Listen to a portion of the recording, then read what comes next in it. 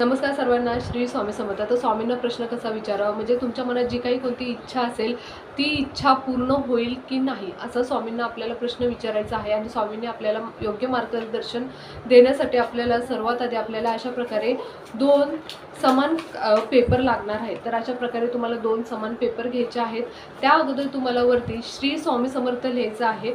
त्यानंतर तुमची जी कोणतीही इच्छा असेल ती इच्छा समान ह्या दोन्ही पेपरांवर लिहायची आहे. म्हणजे एका पेपरावर वेगळा प्रश्न आणि दुसऱ्या पेपरावर वेगळा प्रश्न असं लिहायचं नाही. एकच प्रश्न दोन्ही कागदांवर समान लिहायचा आहे. म्हणजे तुम्हाला जर घर घ्यायचं असेल, तुमच्या नोकरी संबंधित व्यवसाय, उद्योगधंदा, बिझनेस जो काही असेल, जर विवाह संबंधात जर काही प्रश्न असेल तर तो प्रश्न ह्या दोन्ही पेपरांवर समान एकच लिहायचा आहे. म्हणजे जर तुम्हाला समजा घर घ्यायचं आहे तर माझं घर होणार का, तर खाली लिहायचं हो. आणि दुसऱ्या पेपरवरही सेम माझं घर होणार का, तर खाली लिहायचं नाही.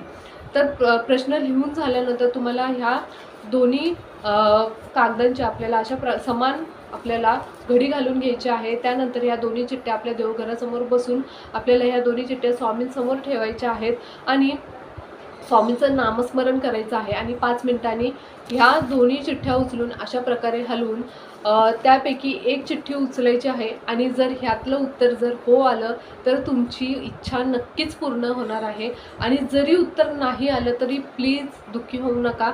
ह्यापेक्षाही खूप काही सुंदर होणार असेल, म्हणूनच स्वामींनी तुम्हाला ह्याचं उत्तर नाही दिलं असेल. श्री स्वामी समर्थ.